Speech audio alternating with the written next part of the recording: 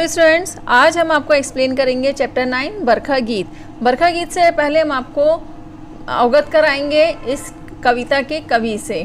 तो इस कविता के कवि हैं रमानाथ अवस्थी। पहले जानेंगे इनका जीवन परिचय। जीवन परिचय में सबसे पहले ये देखते हैं कि इनका जन्म कब और कहाँ हुआ था। कविवर रमानाथ अवस्थी का आधुनिक हिंदी के नवगीतकारों अधिक उल्लेखनीय स्थान है। आपका जन्म उत्तर प्रदेश के फतेहपुर ज़िले में 8 नवंबर सन 1924 को हुआ था। आपने अपनी शिक्षा प्राप्ति के दौरान गीत रचना संसार में प्रवेश कर लिया था, यानी गीतों को लिखना शुरू कर लिया था। धीरे धीरे इन्होंने आधुनिक हिंदी गीत की रचना की एक अधिक मजबूत कड़ी के रूप में बनकर साहित्य प्रकाश पर छा गए। इस तरह इन्होंने अपना नाम राष्ट्रीय स्तर के मंचीय कवियों में बड़े ही आदर के साथ जोड़ लिया।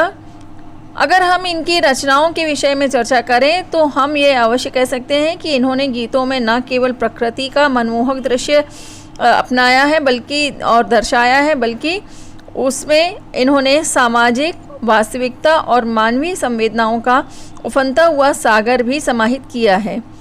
इनकी रचनाओं के बारे में अगर चर्चा करें तो रमानाथ अवस्थी जी की निम्नलिखित रचनाएं मुख्य हैं। रात और सहनाई, आग और पराग, वंदन करना द्वार आदि इनकी प्रमुख रचनाएं हैं।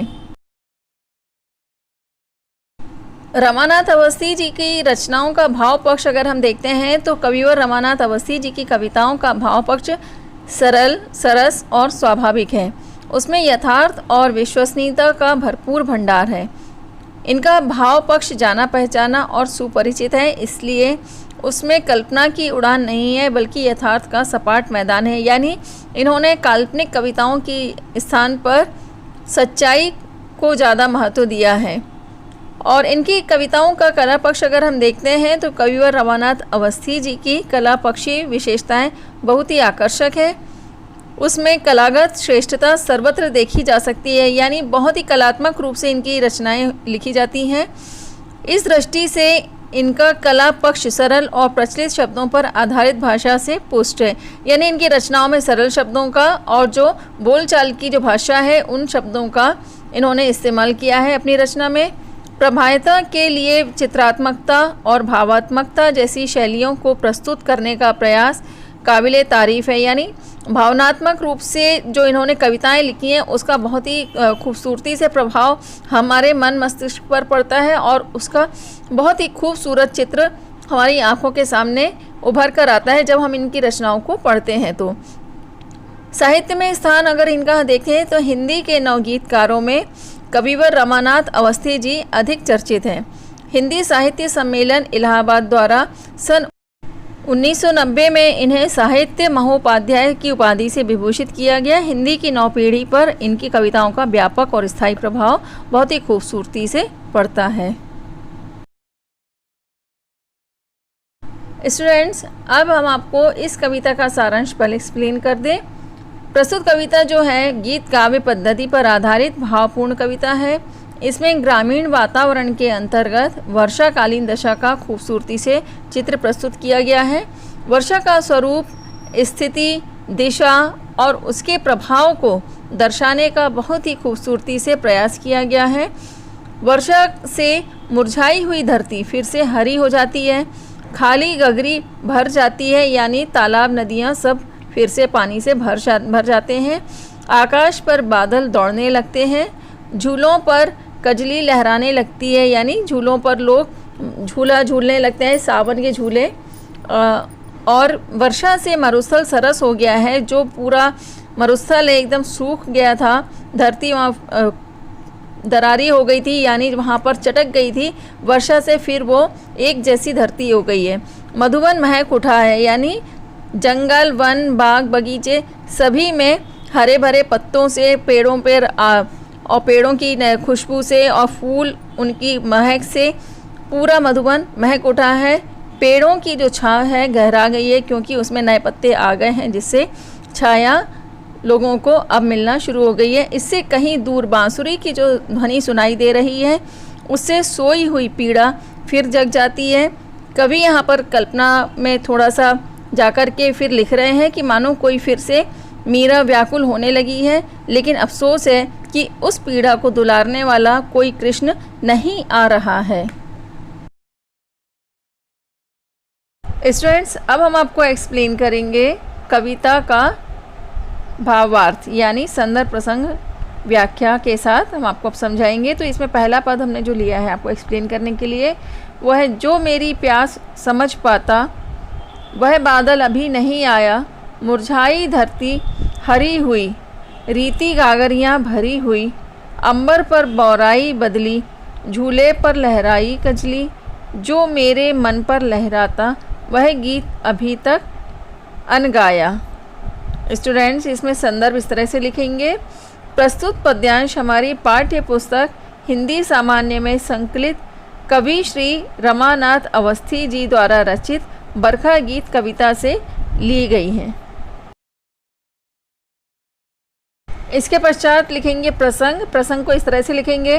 प्रस्तुत पद्यांश में कवि ने वर्षा होने से पहले की दशा और दिशा का बहुत ही खूबसूरती से चित्र प्रस्तुत किया है। व्याख्या इस तरह से लिखेंगे। प्रस्तुत पद्यांश के माध्यम से कवि ने यह कहने का प्रयास किया है कि अब तक मैं जिस प्रकार से प्यासा रहा, उस प्यास को बुझाने वाला अभी तक कोई बादल दिखाई नहीं दे रहा है। हम देख रहे हैं कि इस समय सारी धरती रूखी सूखी पड़ी है। ठंडे जल की गागरी इस समय खाली पड़ी दिखाई दे रही है। आकाश पर बादल पूरी तरह से उमड़ते हुए दिखाई दे रहे हैं। चारों ओर कजली की बहार झूलों पर दिखाई दे रही है। इस प्रकार मेरे मन पर लहराने वाला जो सुंदर गीत है वह अभी तक अनगाया ही रह गया है। और इसमें विशेष इस तरह से लिखेंगे स्टूडेंट्स। फर्स्ट लिखेंगे भाषा बिल्कुल सरल और सपाट है, यानी सहज और सरल भाषा का उपयोग किया गया है। सेकेंड, वर्षा के स्वरूप और उसके अभाव के प्रभाव को बहुत ही खूबसूरत चित्र प्रस्तुत करते हुए रेखांकित किया गया है। इसके बाद सेकेंड पद है, बादल टूटे बरसा जीवन, भीगा महका मधुवन, पेड़ों की छाव हुई गहरी, इसका साथी दिन का प्रहरी, जो मेरा साथी बन पाता वह रूप कहीं है भरमाया। स्टूडेंट, संदर्भ इसमें पहले जो हमने आपको पद में लिखवाया है वैसे ही आप इसे लिखेंगे और प्रसंग इस तरह से लिखेंगे। प्रस्तुत पद्यांश में कवि ने वर्षा के बाद की स्थिति का चित्र प्रस्तुत करते हुए कहा है कि व्याख्या में इस तरह से लिखेंगे उसको आगे कि वर्षा होने पर आकाश में उमड़ते हुए बादल अब बरसने लगे हैं। इससे ऐसा लगने लगा है कि मानो जीवन ही बरस गया है। उजाड़, सूखा और निर्जीव रेगिस्तान भी सरस हो गया है। मधुवन की उदासी कट गई है, वह अब महकने लगा है। पेड़ों के पत्ते और फूल अधिक हो गए हैं, इससे पेड़ों की छाया भी गहरी होने लगी है। अब तो इसका साथ देने वाला दिन का प्रहरी सूरज ही है, लेकिन मेरा साथी जो बन पाता वह अभी तक भ्रमजाल में है। तो इसके लिए कवि आगे लिखते हैं, मेरा साथी जो है सूरज बन गया है और उसका स्वरूप और अधिक भ्रम में डालने वाला है। विशेष इस तरह से लिखेंगे, वर्षा के बाद की दशा और दिशा का वर्णन किया गया है और स्वभावोक्ति अलंकार इसमें स्पष्ट दिखाई दे रहा है। इसके पश्चात तीसरा पद है जो, बरखा के भय से डरी डरी बजती है दूर कहीं बांसुरी, जागी फिर से सोई पीड़ा, फिर विकल हुई कोई मीरा, जो पीड़ा को दुलरा सकता ऐसा घनश्याम नहीं आया। अब इसके पश्चात संदर्भ जो लिखेंगे वो हमने आपको जो पहले पद में लिखवाया वैसे ही आप लिखेंगे इसको। और प्रसंग इस तरह से लिखेंगे, प्रस्तुत पद्यांश में कवि ने वर्षा के सुखद वातावरण के पश्चात भी अपनी पीड़ा के शांत ना होने का चित्र बहुत ही खूबसूरती से प्रस्तुत किया है। उसके पश्चात व्याख्या लिखेंगे।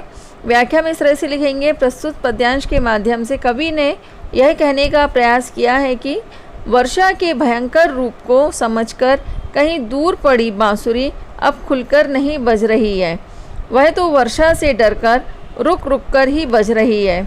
इससे सोई हुई पीड़ा अब जाग गई है। इस तरह मानो श्री कृष्ण की वंशी की ध्वनि सुनकर व्याकुल और अस्थिर मीरा हो गई है। अफसोस की बात यह है कि जो व्याकुल कर देने वाली पीड़ा को सहलाने वाला है वह घनश्याम अभी तक नहीं आया है। विशेष लिखेंगे, इसमें पहला लिखेंगे वियोग श्रृंगार रस का प्रवाह है। सेकेंड लिखेंगे डरी डरी में पुनरुक्ति प्रकाश अलंकार स्पष्ट दिखाई दे रहा है। स्टूडेंट्स, अब हम आपको एक्सप्लेन करेंगे बरखा गीत कविता के लघुत्तरी प्रश्न।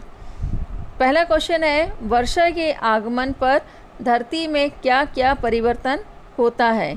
इसका आंसर इस तरह से लिखेंगे, वर्षा के आगमन पर मुरझाई हुई धरती फिर से हरी भरी हो जाती है, खाली गगरी भर जाती है, आकाश में बादल छा जाते हैं, झूलों पर कजली लहराने लगती है। सेकंड क्वेश्चन है, पीड़ा दुलारने वाला किसे कहा गया है। इसका आंसर इस तरह से लिखेंगे, पीड़ा दुलारने वाला घनश्याम को कहा गया है। अब इसके पश्चात हम आपको एक्सप्लेन करेंगे लॉन्ग आंसर यानी बरखा गीत के दीर्घ उत्तरीय प्रश्नोत्तर। इससे पहला क्वेश्चन है, वर्षा की प्रतीक्षा सभी प्राणियों को क्यों रहती है। इसका आंसर इस तरह से लिखेंगे, वर्षा की प्रतीक्षा सभी प्राणियों को इसलिए रहती है क्योंकि उससे नया जीवन मिलता है, नीरसता सरसता में बदल जाती है, चारों ओर आनंद और सुख का वातावरण फैल जाता है। सेकंड क्वेश्चन है इसका, गीत में यानी बरखा गीत में कवि ने वियोगजन्य पीड़ा को किस प्रकार चित्रित किया है। इसका आंसर इस तरह से लिखेंगे, बरखा गीत में कवि ने वियोगजन्य पीड़ा को इस प्रकार चित्रित किया है कि बरखा के भय से बांसुरी डरी डरी बजती है और दूर कहीं बांसुरी जागी, फिर से सोई पीड़ा फिर विकल हुई कोई मीरा, जो पीड़ा को दुलरा सकता ऐसा घनश्याम नहीं आया। नेक्स्ट क्वेश्चन है, जागी फिर से सोई पीड़ा, इससे कवि का क्या आशय है। इसका आंसर इस तरह से लिखेंगे, जागी फिर से सोई पीड़ा से कवि का आशय यह है कि कवि का वियोग स्थायी है, यह इसलिए उसकी पीड़ा का प्रेम करने वाला अभी तक कोई घनश्याम उसके पास नहीं आया है। फिर इसके पश्चात है आपकी एक्सरसाइज में लिखेंगे बरखा गीत की भाषा अनुशीलन। इसमें पहला क्वेश्चन आपका है, निम्नलिखित शब्दों के पर्यायवाची शब्द लिखिए। पेड़, अंबर, प्रहरी और बादल। पेड़ का वृक्ष और तरु, हमने आपको इसमें 2 दिए हैं, आप चाहें तो अपने मन से और भी इसके पर्यायवाची वर्ड शब्द हैं जिनको आप अलग से लिख सकते हैं। सेकंड है अंबर, इसका लिखेंगे गगन आसमान। फिर नेक्स्ट है प्रहरी, इसका लिखेंगे पहरेदार रक्षक। फिर नेक्स्ट है बादल, इसका लिखेंगे जलद नीरद। नेक्स्ट क्वेश्चन है, निम्नलिखित शब्दों के समास विग्रह कीजिए। घनश्याम, मधुवन, बरखा गीत, पीतांबर। पहला लिखेंगे इसका घनश्याम का समास विग्रह करके इसको इस तरह से लिखेंगे, घन के समान श्याम। घन यानी बादल, श्याम यानी काला, लेकिन यहाँ पर कृष्ण के लिए भी आप इसका अर्थ समझ सकते हैं। घन के समान श्याम मतलब काले बादलों के समान, यानी कौन है, श्री कृष्ण। मधुवन, मधु है जो वन। नेक्स्ट है बरखा गीत, बरखा का गीत। पीतांबर, फिर इसके लिए लिखेंगे पीत है अंबर जिसका, अंबर यानी वस्त्र। फिर नेक्स्ट क्वेश्चन है, बादल टूटे बरसा जीवन, इस पंक्ति का भाव सौंदर्य स्पष्ट कीजिए।